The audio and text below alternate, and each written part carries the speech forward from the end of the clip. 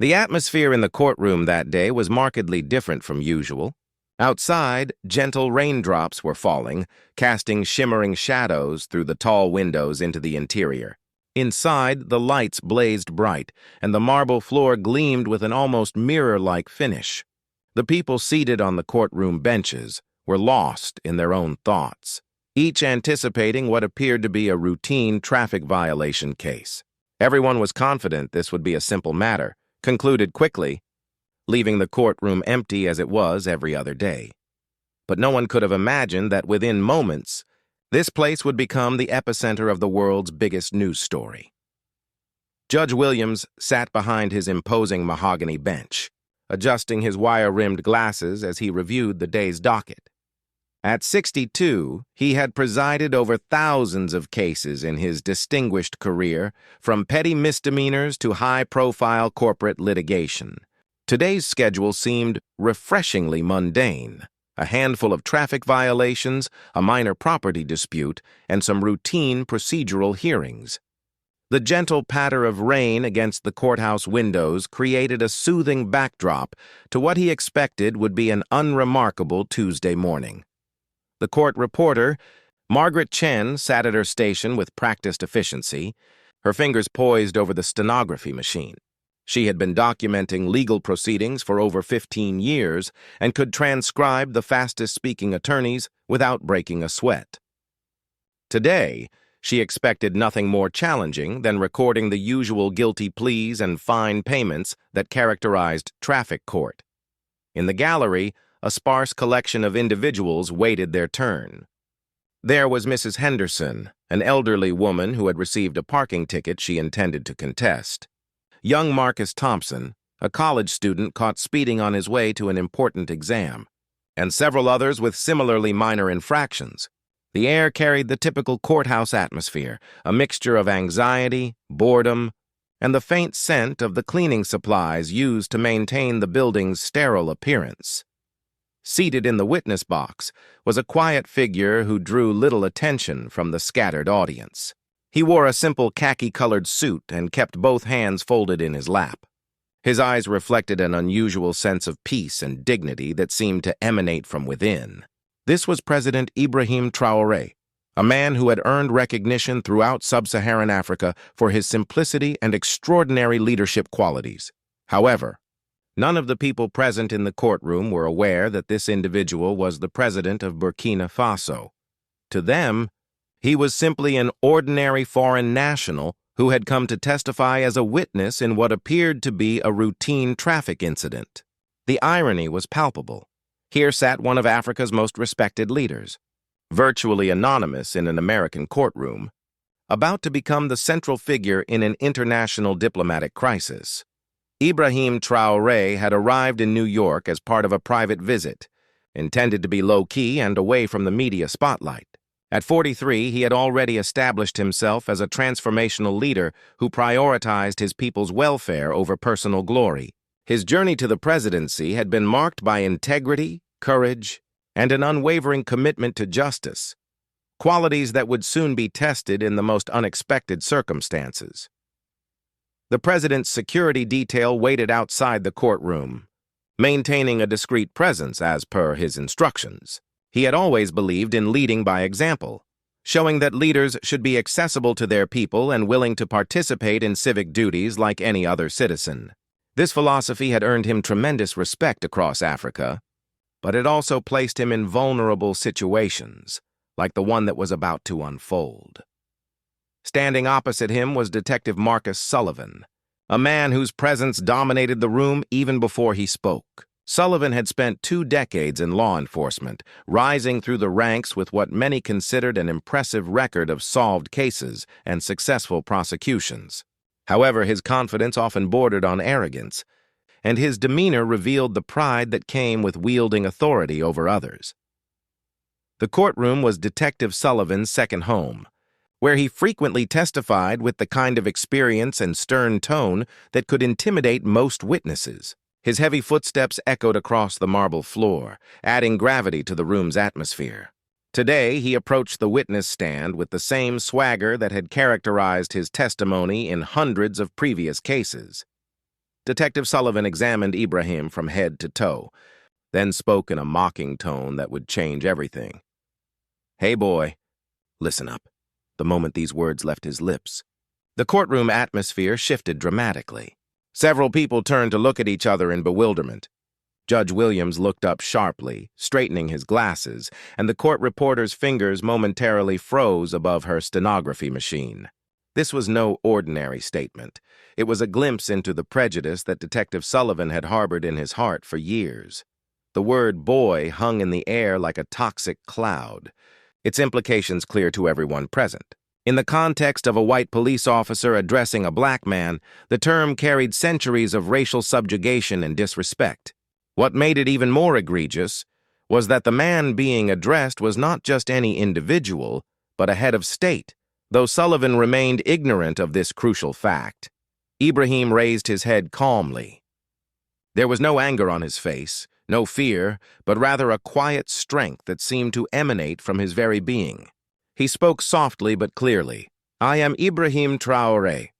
These words echoed throughout every corner of the courtroom. Time seemed to stand still for a moment. Some people's hearts began to race, while others instinctively reached for their phones. No one realized that the real storm was yet to come. The name meant nothing to Detective Sullivan, but several individuals in the courtroom began to stir with recognition. A young journalism student who had been covering African politics for her thesis felt her pulse quicken. A diplomat from the Burkinabe embassy, who had been observing the proceedings for unrelated reasons, sat up straight in his chair. The wheels of recognition were beginning to turn, but the full magnitude of the situation had yet to be revealed. Judge Williams, sensing tension but not yet understanding its source, attempted to maintain order. "Detective Sullivan, please proceed with your testimony in a professional manner," he instructed, his voice carrying the authority of decades on the bench. But Sullivan's prejudice had been triggered, and his next actions would prove even more catastrophic than his words. Ibrahim Traoré's words seemed to cut through the courtroom atmosphere, reaching every ear present. For a moment, silence fell so completely that it felt as though time itself had stopped. Detective Marcus Sullivan's face flushed red with anger. For him, it was unbearable that an ordinary witness, someone he considered beneath him, would dare to respond to him as an equal. His pride couldn't tolerate it, and the prejudice hidden within him erupted with full force. Sullivan's body trembled with rage. He clenched his fists and stepped forward, then suddenly committed an act that would rewrite the courtroom's history forever. He lifted his heavy boot and delivered a vicious kick directly to Ibrahim's shin with all his strength. The impact was so severe that the people seated in the room jumped up in terror. The windows rattled, and the sound echoed throughout every corner of the courtroom. A woman in the witness gallery screamed. The court reporter nearly dropped her stenography machine. Judge Williams removed his glasses, threw them on his desk, and began ringing his gavel frantically. But no one paid attention to the sound anymore. All eyes were fixed on Ibrahim. The man who had been attacked rather than falling remained standing upright. His hand rested on the witness stand for support, and there was a strange, serious smile on his lips. Sullivan thought he had intimidated him, but Ibrahim slowly straightened up and fixed his gaze directly on the detective. In his eyes, there was neither anger nor fear, but the dignity that belongs to kings and leaders. He spoke in a calm but resonant voice. "You have just attacked the president of Burkina Faso." The impact of these words was like an explosion in the courtroom. The room suddenly filled with noise and commotion. People rose from their seats, mobile phones began turning on, cameras started flashing, and everyone was asking each other, "President? Is this really the president of Burkina Faso?" The revelation hit the courtroom like a tsunami. What had begun as a simple traffic hearing had suddenly transformed into an international incident of unprecedented proportions. The gravity of Detective Sullivan's actions became immediately apparent. He had not merely assaulted a witness. He had physically attacked a sitting head of state in an American courtroom. Margaret Chen, the court reporter, found herself documenting what would become one of the most significant moments in legal history. Her hands moved automatically across her machine, capturing every word even as her mind struggled to process the enormity of what was unfolding before her. Judge Williams felt his world tilt on its axis. In his decades of service, he had handled difficult cases, controversial trials, and high-profile proceedings, but nothing had prepared him for this moment. A foreign president, a head of state, had just been physically assaulted in his courtroom by a law enforcement officer. The diplomatic ramifications alone could be catastrophic. Detective Sullivan's face turned pale as the reality of his actions began to sink in. He started backing away, but it was too late. The security personnel who had been stationed in the courthouse corridors rushed into the courtroom. Judge Williams continued ringing his gavel persistently, but the crowd's voices had overwhelmed his authority. During this chaos, President Ibrahim's security guards, who had been stationed outside, entered the courtroom. Their faces showed stern determination, and their eyes flashed with controlled fury. Seeing this scene, Detective Sullivan felt genuine fear for the first time. Throughout his 20-year career, he had intimidated criminals and suspects, but today, he stood terrified himself. This routine traffic case had now transformed into an international storm that would shake the foundations of global diplomacy within hours. The world's major powers would soon be trembling at the news from this very courtroom. The security detail moved with military precision, quickly assessing the situation and establishing a protective perimeter around their president. Their training had prepared them for various scenarios, but they had never imagined having to respond to an assault on their head of state in what should have been the safety of an American courtroom. Within minutes, the courthouse began to transform into a fortress-like environment. Additional security personnel arrived, both from the court system and from federal agencies whose protocols had been automatically triggered by the involvement of a foreign head of state. The building's communication systems buzzed with urgent messages as news of the incident began to spread through official channels. President Traoré remained remarkably composed throughout the chaos. Despite the pain in his injured leg, he stood with the bearing of a true statesman. His calm demeanor in the face of such humiliation and violence spoke volumes about his character and would soon become a defining image broadcast around the world. The contrast between the dignity displayed by the victim and the cowardice shown by the perpetrator was stark and would not be lost on the international community. Here was a leader who, even when attacked and humiliated, maintained his composure and spoke of justice rather than revenge. Inside the courtroom, chaos had erupted completely. Everyone struggled to believe what their eyes had witnessed. Mobile phone cameras had been activated and were capturing every moment of this extraordinary scene. What had appeared to be a minor traffic incident just minutes before had now transformed into a diplomatic crisis of unprecedented proportions. President Ibrahim Traoré stood upright in the witness box, a thin line of blood visible on his trouser leg where he had been kicked. Yet there was no complaint or anger on his face. He stood like a picture of strength and dignity, solid as stone. His gaze remained fixed on Detective Marcus Sullivan, whose face now showed fear and perspiration instead of the confidence he had displayed earlier. The courtroom had transformed into a powder keg of emotions and activity. Martha Henderson, the elderly woman who had come to contest her parking ticket, clutched her purse tightly to her chest, her weathered hands shaking as she tried to process what she had just witnessed. Young Marcus Thompson, the college student, had his phone out and was live-streaming the entire incident to his social media followers, his voice trembling with excitement and disbelief as he narrated the unfolding drama. Margaret Chen, the court reporter, found her professional composure cracking for the first time in her 15-year career. Her fingers moved automatically across the stenography machine, but her mind was racing. She had documented thousands of testimonies, confessions, and verdicts, but never had she recorded an assault on a head of state. The historical significance of what she was capturing began to dawn on her. These transcripts would likely be studied by historians and legal scholars for decades to come. Judge Williams spoke sternly. "Order in the court, order!" But no one was listening. Reporters were frantically typing news updates on their phones. Within moments, this news had spread beyond the courthouse walls throughout New York City. The judge's authority, which had never before been so blatantly ignored, crumbled in the face of the international incident unfolding in his courtroom. Sarah Mitchell, a veteran journalist for the New York Times who had been covering the routine court proceedings as part of a series on the American justice system, found herself in possession of what would become the biggest story of her career. Her fingers flew across her smartphone keyboard as she crafted the breaking news alert that would soon appear on millions of screens worldwide. The first video was uploaded to social media, and within minutes, thousands of people had shared it.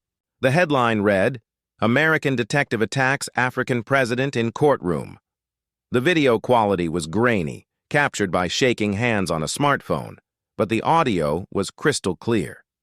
Detective Sullivan's racist language, the sickening sound of his boot connecting with President Traoré's leg, and the president's dignified response were all preserved for posterity.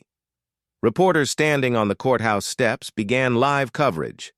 The rain outside had stopped, but people were rapidly gathering in front of the courthouse. News vans arrived with their satellite dishes extended skyward, creating a forest of technology aimed at beaming this story to every corner of the globe. CNN's breaking news alert flashed across televisions in airports, restaurants, and homes.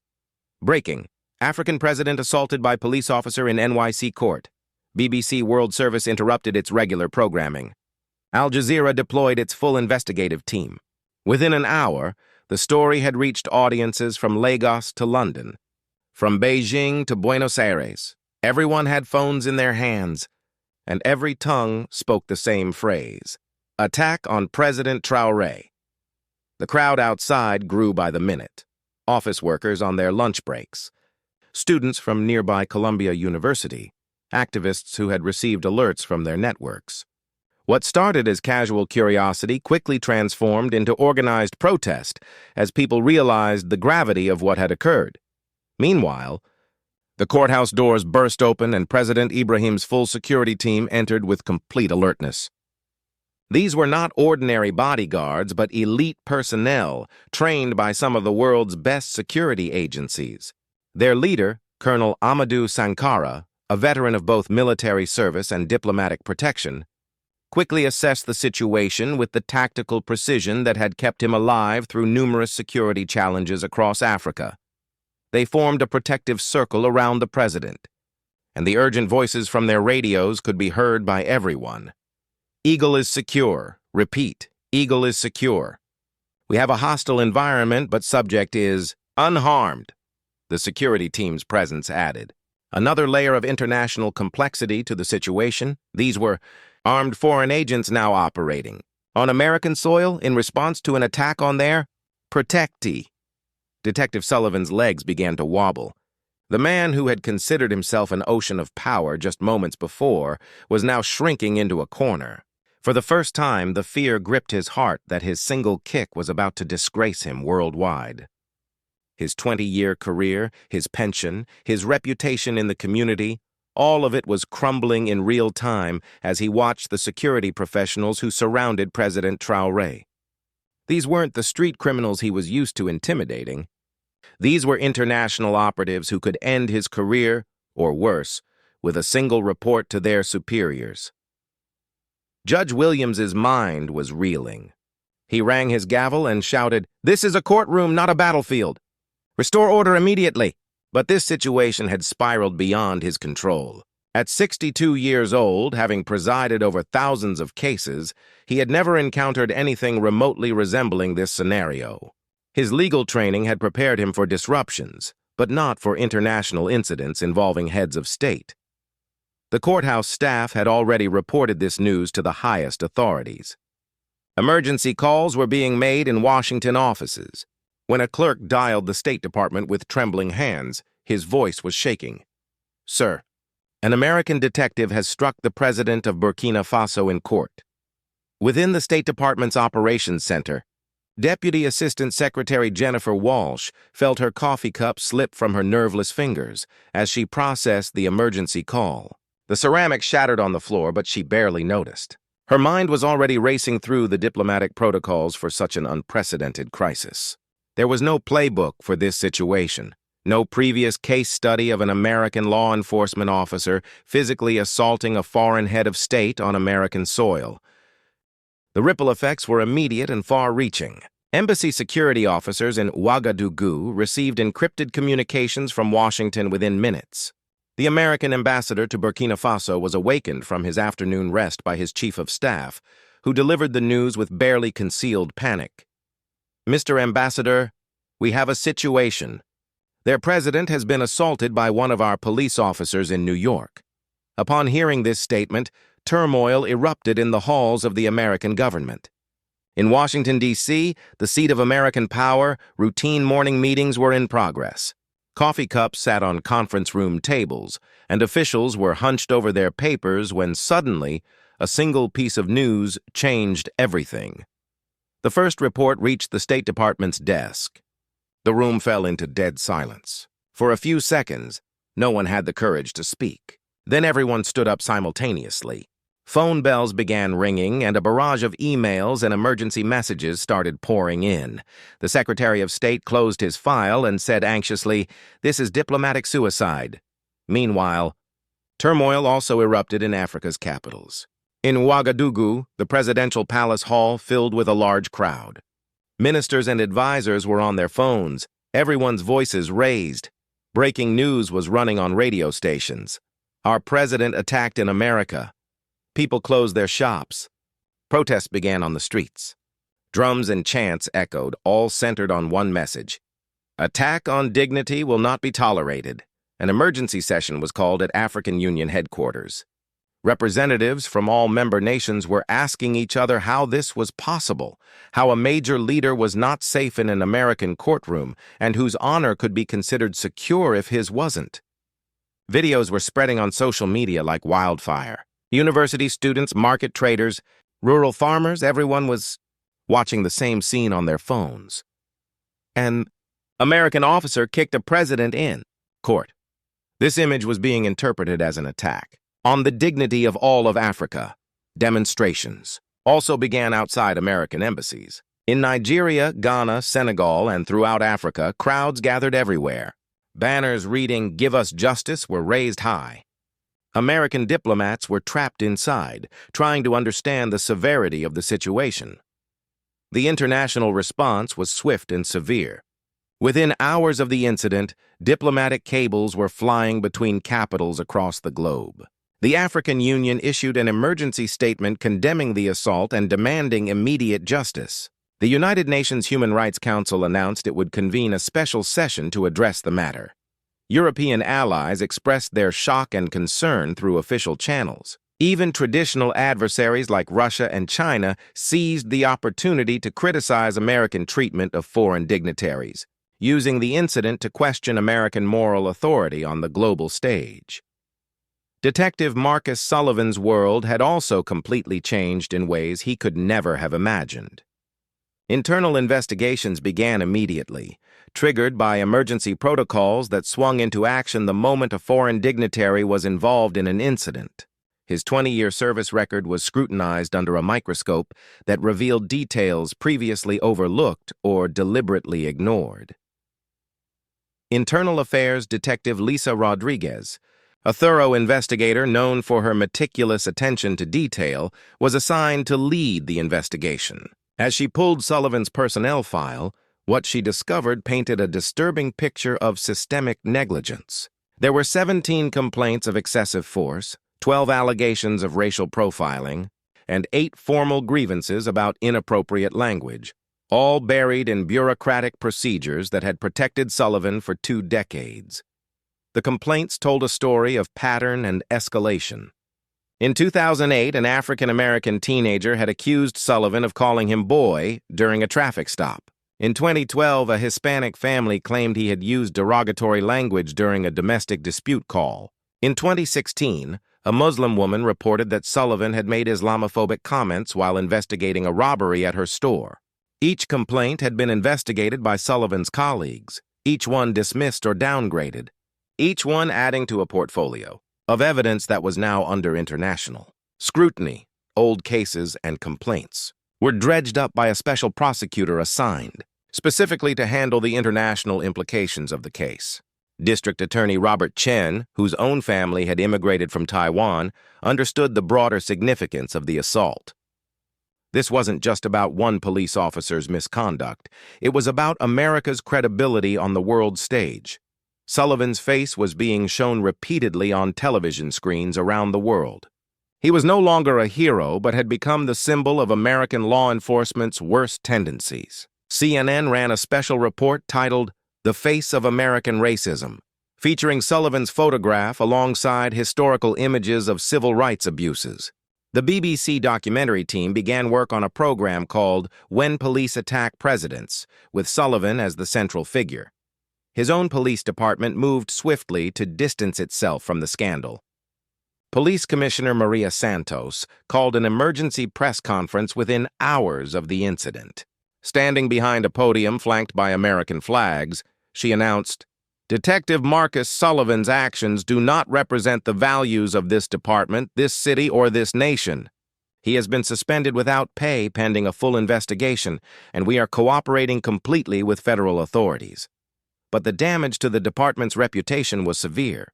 Protests erupted outside the precinct where Sullivan had worked. Black Lives Matter activists, immigrant rights groups, and African student organizations joined forces in demonstrations that continued for weeks. The chants of "Justice for Traoré" became a rallying cry that extended far beyond the specific incident. President Ibrahim Traoré, despite his injured leg, sat with complete composure throughout the media storm. When reporters managed to catch him outside the courthouse, his response was measured and profound. "We will certainly protest, but with dignity. This is not about revenge. It's about ensuring that no other person, regardless of their station in life, faces such treatment." Only one sentence emerged from his lips when asked about his personal feelings. "We will certainly protest, but with dignity." This statement brought peace to the hearts of millions of people in Africa and sent a wave of fear through the halls of America. The contrast was stark. While Sullivan's supporters dwindled to nothing, President Traoré's moral authority grew stronger with each passing day. The New York courthouse was no longer just a room, but had become the center of worldwide attention. Media van lines had formed outside, creating a small city of satellite dishes, generators, and broadcast equipment. Reporters from every major international news organization had descended on the scene. The BBC's Africa correspondent flew in from Nairobi. Al Jazeera's UN reporter abandoned her coverage of the General Assembly. France 24's New York bureau chief camped outside the courthouse for 3 days straight. Reporters were standing in the raindrops that had begun falling again, conducting live broadcasts in dozens of languages. Every channel had only one news story. American police officer made African president the target of violence in court. The story dominated news cycles from Tokyo to Sao Paulo, from Cairo to Stockholm. Inside the courtroom, President Ibrahim Traoré sat quietly in his chair when court reconvened the following day.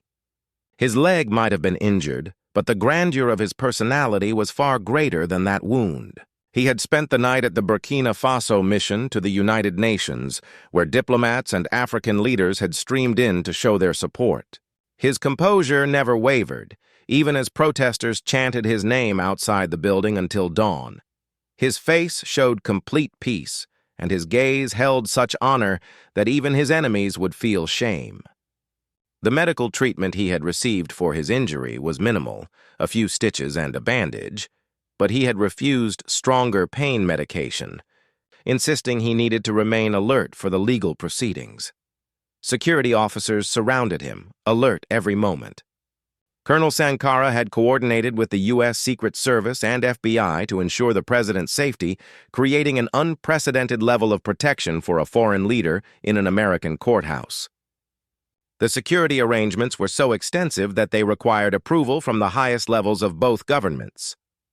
Detective Marcus Sullivan sat in a corner of the defendant's section, drenched in sweat despite the courthouse's air conditioning. His expensive suit, purchased for court appearances, where he had once commanded respect, now felt like a costume he was wearing to his own humiliation.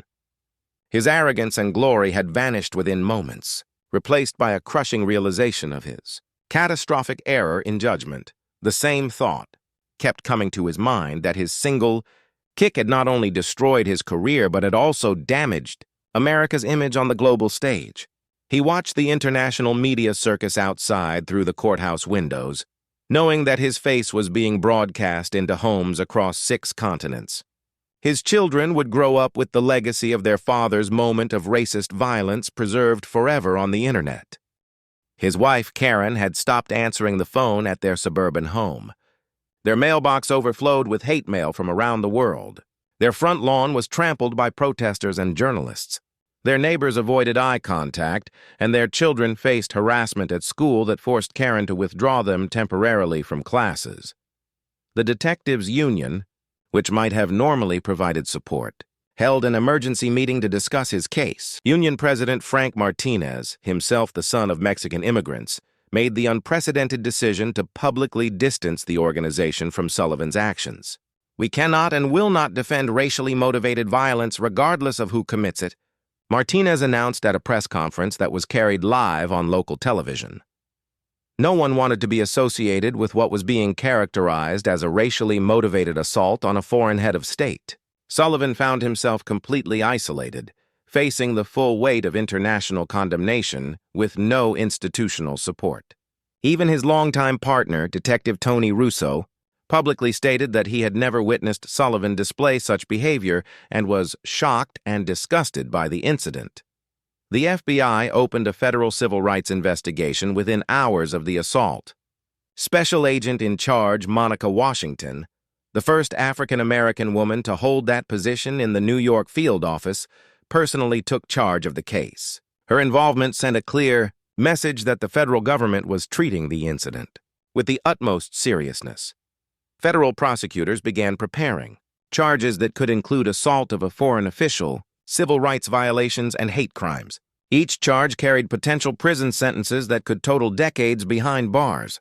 Sullivan's court-appointed attorney, public defender James Mitchell, privately told colleagues that this was the most unwinnable case of his 20-year career. The internal affairs investigation moved with unprecedented speed. Sullivan's badge and weapon were confiscated within hours. His locker was searched, his computer files were seized, and his service record was placed under microscopic examination. Complaints that had been buried for years were suddenly being taken seriously. His colleagues, who had once praised his work, now avoided eye contact. His family received death threats from outraged citizens around the world. His children faced harassment at school. His wife found it impossible to leave their home without being recognized and confronted by angry strangers. The detectives' union, which might have normally provided support, distanced itself from the case. No one wanted to be associated with what was being characterized as a racially motivated assault on a foreign head of state. Sullivan found himself completely isolated, facing the full weight of international condemnation. President Traoré's patience and courage were about to write a new chapter in history.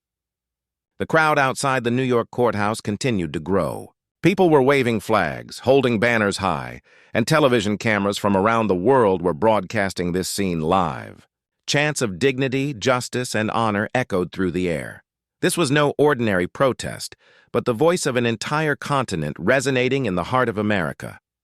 Inside the courtroom, Judge Williams attempted to restart proceedings, but the noise and pressure were so intense that words became ineffective.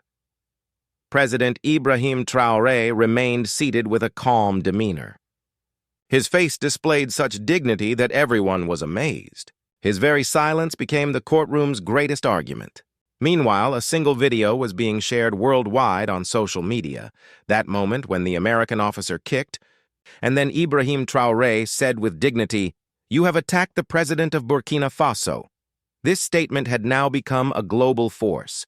Millions of people were expressing solidarity by writing these very words on their profiles. In Washington, the American president was given an emergency briefing.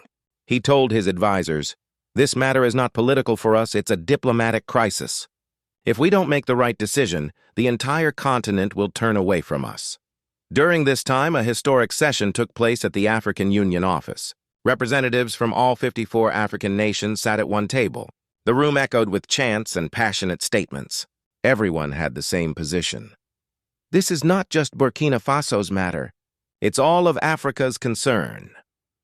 A resolution was passed that if justice was not served properly, all African nations would suspend diplomatic relations with America. The international community watched in amazement as a small nation's president stood with such dignity while a powerful country's representative became a criminal before him. Social media platforms crashed multiple times due to the volume of traffic as the story went viral globally. Justice for Traoré began trending worldwide, with millions of posts expressing outrage at the assault and admiration for the president's dignified response. The incident sparked conversations about racism, colonialism, and the treatment of African leaders in Western countries. Academic institutions organized emergency seminars to discuss the broader implications. Civil rights organizations drew parallels to historical injustices and called for systemic reforms. As days passed, this incident evolved from a local news story to become the world's biggest topic, dominating international discourse in ways that few single events ever achieve. Videos from that New York courtroom were being shown hourly on news channels not only in Africa, but also in Europe, Asia, and the Middle East.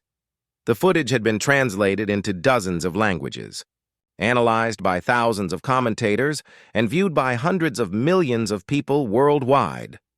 Newspaper front pages carried only one headline: "Attack on African President in American Court Gives Birth to Global Crisis."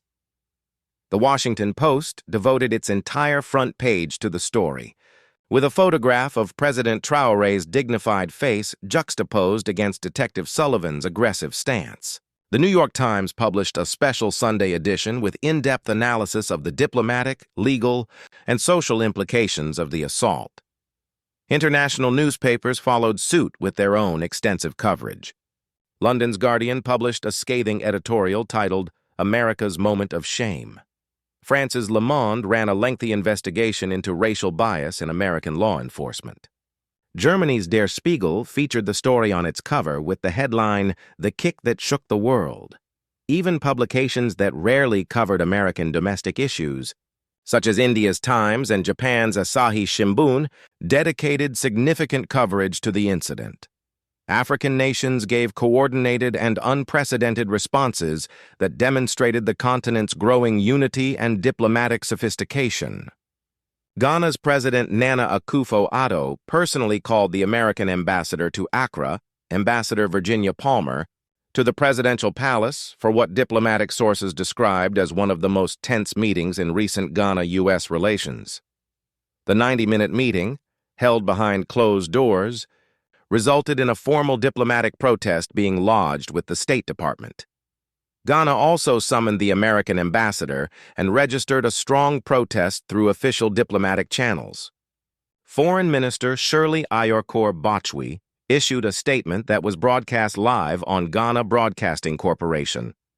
The assault on President Traoré is not just an attack on Burkina Faso, but an affront to the dignity of every African nation and our continent's sovereignty. Nigeria's response was swift and economically significant. President Bola Tinubu announced a comprehensive review of all trade agreements with the United States, potentially affecting billions of dollars in bilateral commerce. Nigeria announced a boycott of American products, starting with consumer goods, but potentially extending to oil and gas partnerships that formed the backbone of Nigerian-American economic relations. The boycott gained momentum across West Africa as civil society organizations, trade unions, and student groups joined the movement. Lagos markets that typically sold American products saw dramatic declines in sales. Nigerian social media influencers with millions of followers promoted Buy African campaigns that encouraged consumers to choose locally made or non-American alternatives. In South Africa, the response was particularly powerful given the country's history with racial oppression. Thousands of people took to the streets of Johannesburg, Cape Town, and Durban in solidarity protests that evoked memories of anti-apartheid demonstrations. The African National Congress, still South Africa's ruling party, issued a statement drawing explicit parallels between Sullivan's assault and the historical treatment of black South Africans under apartheid. The protesters surrounded the American consulate in Johannesburg, singing freedom songs in Zulu, Xhosa, and English. Many carried signs reading "Dignity for all Africans" and "No more colonial mentality." The demonstration continued for days, with protesters maintaining a peaceful vigil that drew international media attention. In Senegal and Mali, the responses took on cultural dimensions that resonated deeply with local populations. Ordinary people hung pictures of President Traoré from their house balconies, often alongside images of historic African leaders like Patrice Lumumba, Thomas Sankara, and Nelson Mandela. The symbolism was clear. President Traoré had joined the pantheon of African leaders who had stood with dignity against foreign aggression.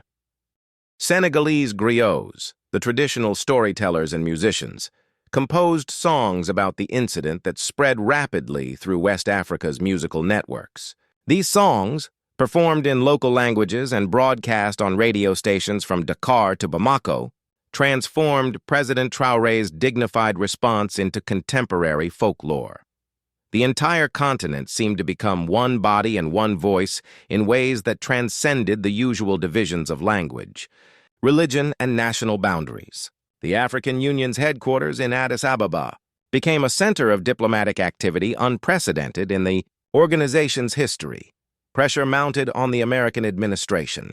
In Washington, as diplomatic cables poured in from every American embassy in Africa, ambassador after ambassador reported deteriorating relationships with their host countries. Some reported being called in for formal protests multiple times per day. Others faced canceled meetings, suspended programs, and hostile public demonstrations. Media, opposition, and human rights organizations across the United States were all asking the same question. Would America remain silent about this act? The question became a rallying cry for domestic civil rights groups who saw the incident as emblematic of broader problems with American law enforcement. The NAACP issued its strongest statement in years, calling for federal intervention and systematic police reform. The Southern Poverty Law Center launched an investigation into Detective Sullivan's department, looking for patterns of racial bias. The American Civil Liberties Union filed a federal lawsuit, demanding comprehensive reforms to prevent similar incidents. Statements began coming from the president's office that there would be investigations and justice would be served. But these words were not sufficient for the African people or their American allies. They wanted practical steps, immediate action, and concrete reforms that would prevent future incidents. The atmosphere in the courtroom had also changed dramatically when proceedings resumed after a 3-day recess requested by Judge Williams to allow tensions to cool. The courtroom was now under heavy security, with federal marshals joining the usual court officers. International observers from the African Union, the United Nations, and various human rights organizations occupied the gallery alongside media representatives from around the world.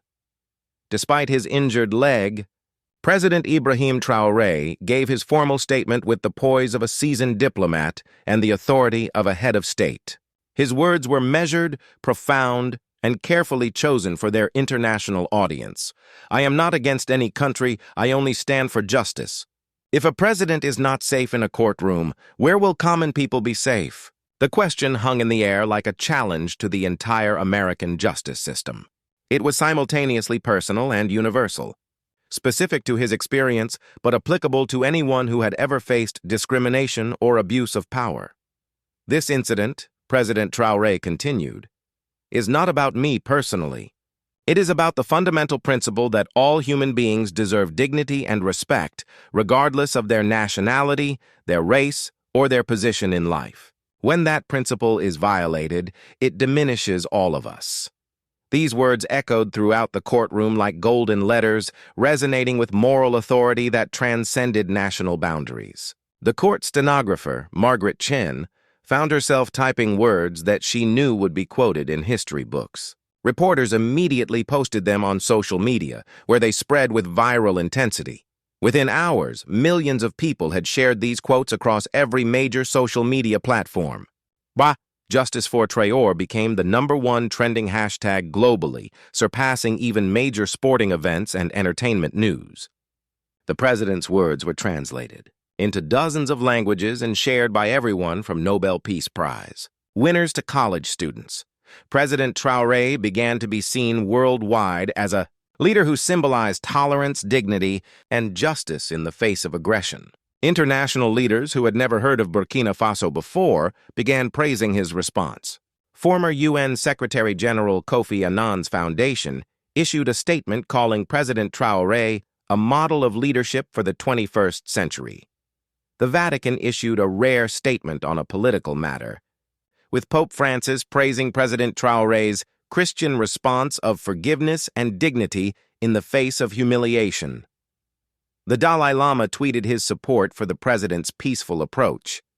Islamic leaders across the Middle East and Asia praised his restraint and call for justice rather than revenge. The legal proceedings moved forward with unprecedented international scrutiny. Federal prosecutors announced they would pursue hate crime charges against Detective Sullivan, along with assault charges and violations of diplomatic protocols. The case attracted some of the most prominent civil rights attorneys in the country. International legal experts weighed in on the case's implications for diplomatic immunity and the treatment of foreign officials. The incident was being studied in law schools as an example of how personal prejudice can create international crises. Pressure on Detective Marcus Sullivan continued to increase. His department suspended him permanently. Internal investigations revealed a pattern of complaints about racial bias that had been previously overlooked or dismissed. This discovery proved unbearable for him as colleagues who had stood by him yesterday were now distancing themselves. Media crews set up outside his home. Neighborhood residents began looking at him with hatred. His name began trending on social media as one of the world's worst officers. His daughter faced mockery from children at school, and life became torture for his wife as well. He could never have imagined that a moment's foolishness would devastate his entire life. The man who had once been respected in his community now couldn't leave his house without facing hostile crowds. His pension was suspended, and he faced the prospect of expensive legal battles that would bankrupt his family. Meanwhile, President Ibrahim Traoré stated in his declaration, "Attempts were made to provoke us, but our strength lies in dignity and justice. We will show the world that honor and patience triumph over hatred." These words became a beacon of hope, not only for Africa, but for millions of people worldwide. The contrast between the grace shown by the victim and the disgrace of the perpetrator became a powerful symbol of moral authority versus abuse of power. President Traoré's response was studied by conflict resolution experts and peace activists worldwide. His refusal to call for revenge, instead insisting on justice through proper legal channels, elevated him to the status of a global moral leader. The incident's ripple effects continued to spread across the international community with unprecedented speed and intensity, fundamentally altering diplomatic relationships that had been built over decades. The United Nations Security Council held an emergency session to discuss the implications for diplomatic relations and the safety of foreign officials, only the fourth time in the organization's history that such a session had been called for an incident involving individual misconduct rather than state actions. UN Secretary-General Antonio Guterres personally addressed the assembly, his voice carrying the weight of international law and diplomatic tradition. When a head of state is physically assaulted while engaged in legal proceedings in a member nation, it strikes at the very foundation of international diplomacy and the rule of law. The emergency session lasted 14 hours, with representatives from 193 member nations weighing in on the implications. Russia's permanent representative, Vasily Nebenzia, used his speaking time to deliver a scathing critique of American domestic policies, while the Chinese ambassador, Zhang Jun, called for new international protocols to protect visiting dignitaries. Several countries took the dramatic step of recalling their ambassadors from Washington in protest, an action typically reserved for the most serious diplomatic crises. The Republic of Chad became the first to recall its ambassador, followed within hours by Niger, Mali, and Guinea. By the end of the week, 12 African nations had either recalled their ambassadors or summoned American diplomatic personnel for formal protests. The African Union's headquarters in Addis Ababa became a hub of unprecedented diplomatic activity. The organization's chairperson, Azali Assoumani, convened an extraordinary summit that brought together heads of state and foreign ministers from across the continent. The summit's final communiqué was unequivocal. An attack on one African leader is an attack on African dignity itself. International. Human rights organizations launched comprehensive investigations into patterns of discrimination within American law enforcement that went far beyond Detective Sullivan's individual actions. Amnesty International deployed a fact-finding mission to the United States, treating the country like any other nation where human rights abuses were suspected. Human Rights Watch published a 200-page report titled Discrimination. In blue, Racial Bias in American Policing and its International Implications. The report documented hundreds of cases similar to Sullivan's assault, creating a damning portrait of systemic problems that had previously been dismissed as isolated incidents. The incident became a case study for systemic racism and its impact on international relations in universities and policy institutes worldwide.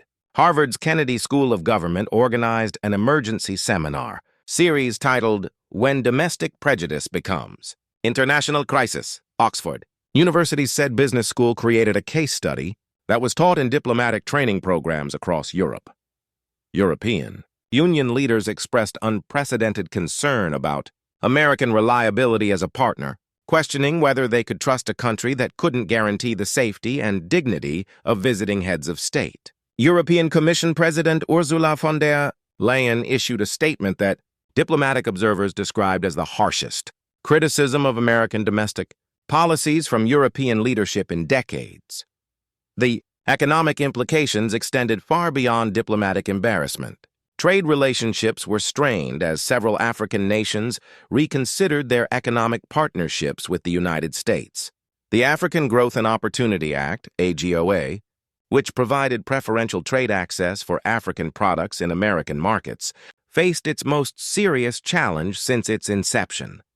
Nigeria's threat to review oil partnerships particularly concerned American energy companies.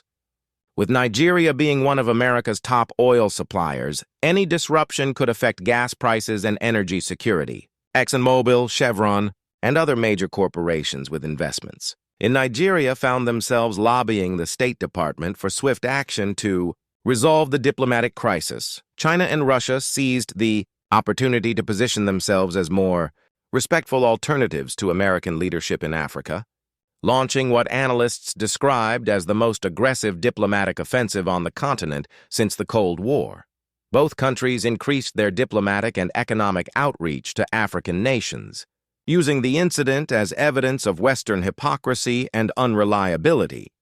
The incident also sparked internal American soul-searching that extended far beyond law enforcement circles. Civil rights leaders pointed to it as a perfect example of how deeply embedded racial prejudices could damage America's international standing and moral authority. Reverend Al Sharpton organized a march from the courthouse to the United Nations headquarters, drawing over 100,000 participants, including celebrities, politicians, and ordinary citizens who were ashamed of their country's international embarrassment. The march featured speakers from across Africa who had flown to New York specifically to show solidarity with President Traoré. Most significantly, the incident damaged America's credibility as a mediator in international conflicts. For decades, the United States had positioned itself as an honest broker in diplomatic disputes, but that moral authority was severely undermined when America couldn't even guarantee the basic safety of a foreign president in its own courts.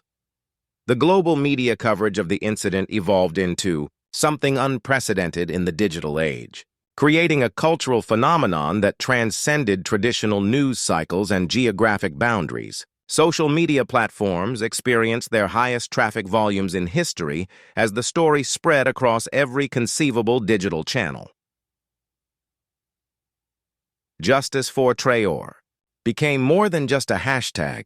It became a global movement that encompassed everything from street art in São Paulo to university debates in Tokyo. Artists around the world began creating works inspired by the incident, with many focusing on the contrast between President Traoré's dignity and Detective Sullivan's aggression.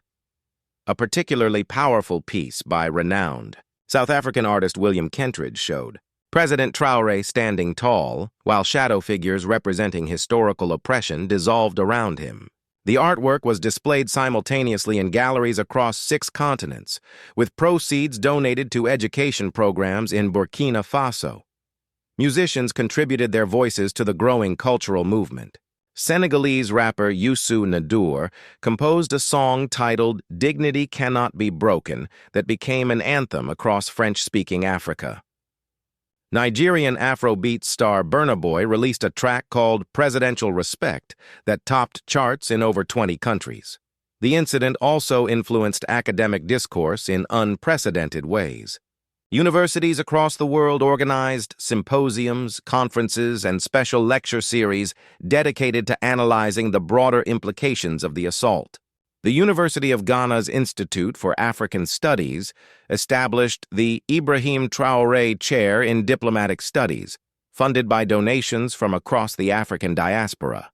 Meanwhile, the courthouse in New York had transformed into an unlikely pilgrimage site. Tourists from around the world came to see where the incident had occurred, leaving flowers, notes of solidarity, and small Burkina flags at the building's entrance.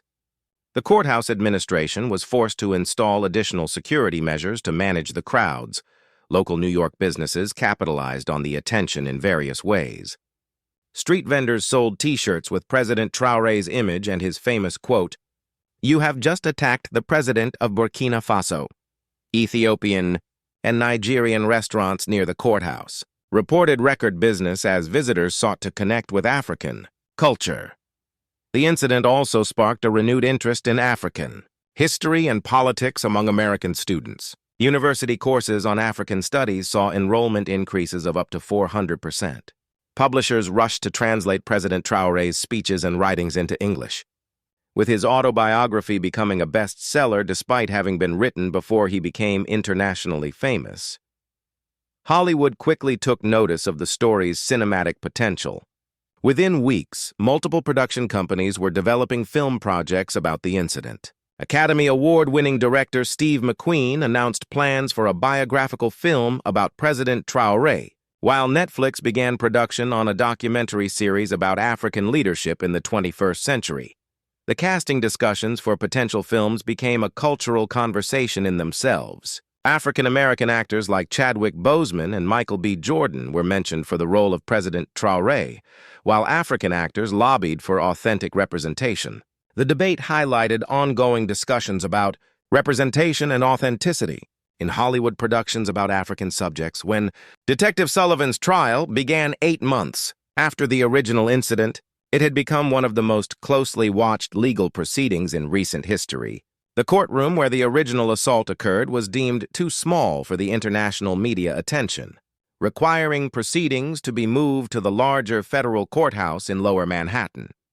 The selection of the jury alone took 3 weeks, as potential jurors were screened not only for their ability to be impartial, but also for their knowledge of international affairs and sensitivity to racial bias. The final jury consisted of individuals from diverse backgrounds, including a retired diplomat, a civil rights lawyer, and an immigrant from Somalia who had become an American citizen.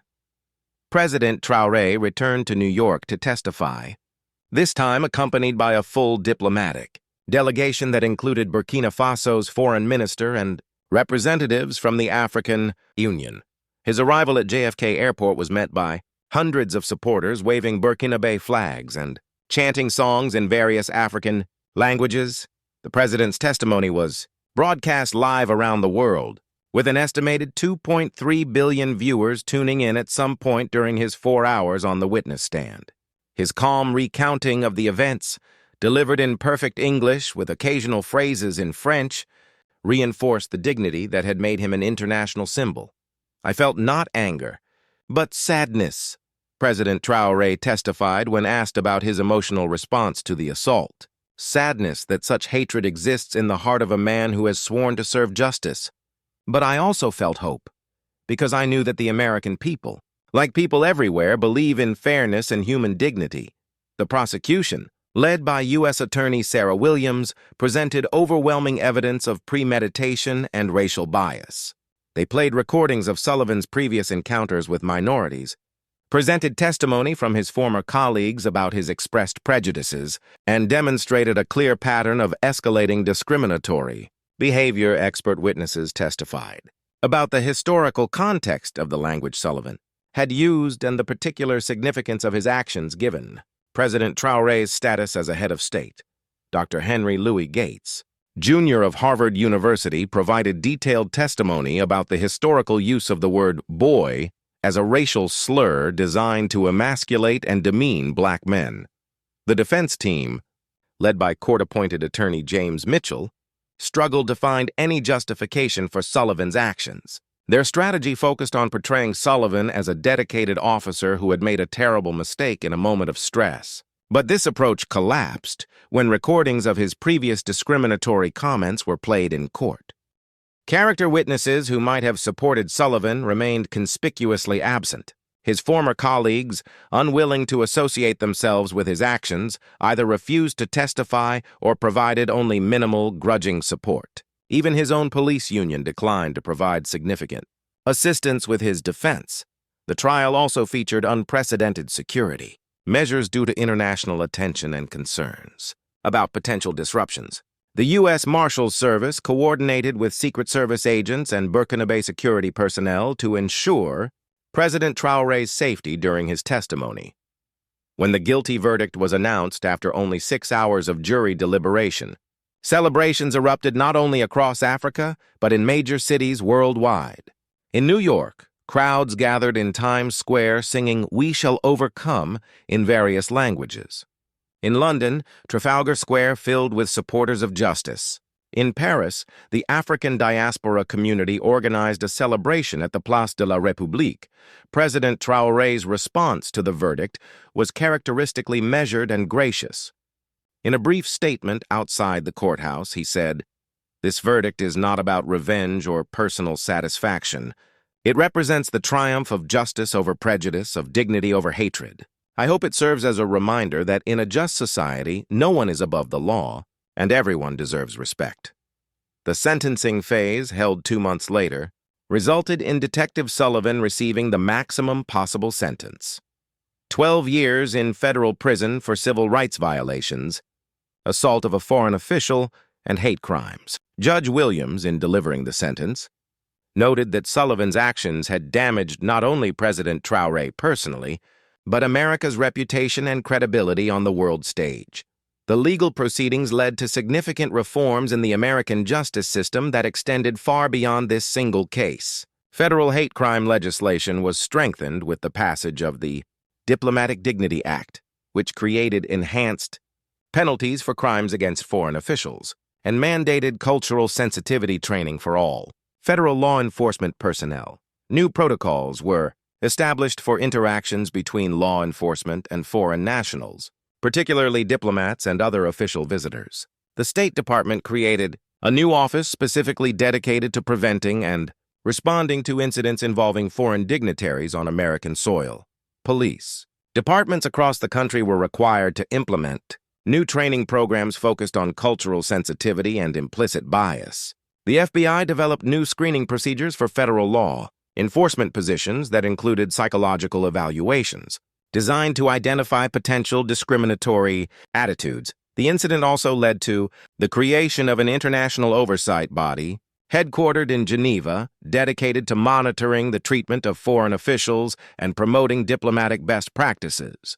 23 countries, including the United States, signed the founding charter of the International Commission for Diplomatic Dignity. The ripple effects of the courtroom incident continued to shape international relations and domestic policies for years after the initial assault. What began as a moment of individual prejudice had evolved into a catalyst for systemic change across multiple levels of society and government. In the United States, the incident fundamentally altered how law enforcement agencies approached diversity and international relations. The Department of Justice established the Office of International Law Enforcement Relations, tasked with preventing similar incidents and improving coordination between local police and federal diplomatic security services. Police academies nationwide revised their curricula to include mandatory courses on international relations, cultural sensitivity, and the legal status of foreign officials. The FBI's training program at Quantico became a model for other countries seeking to improve their own law enforcement practices regarding foreign visitors. The incident's impact on American foreign policy was equally profound. The State Department's annual appropriations included new funding for programs designed to rebuild America's reputation in Africa and other regions affected by the diplomatic crisis. Cultural exchange programs were expanded, and new scholarship opportunities were created for African students to study in the United States. President Traoré's handling of the crisis elevated his stature far beyond his position. As leader of a small West African nation, he was invited to speak at Harvard University's commencement ceremony, where his address on dignity in the face of adversity was attended by world leaders and broadcast globally. His memoir, Standing Tall: Leadership Lessons from an Unexpected Crisis, became an international bestseller and was translated into 37 languages. The book's proceeds were donated to establish the African Leadership Institute, which provides training for emerging political leaders across the continent. The United Nations awarded President Traoré its highest civilian honor, the UN Prize in the field of human rights, recognizing his exemplary response to injustice and his commitment to peaceful resolution of conflict. The award ceremony at UN headquarters in New York was attended by representatives from 154 countries. The incident also catalyzed broader changes in international diplomatic protocols.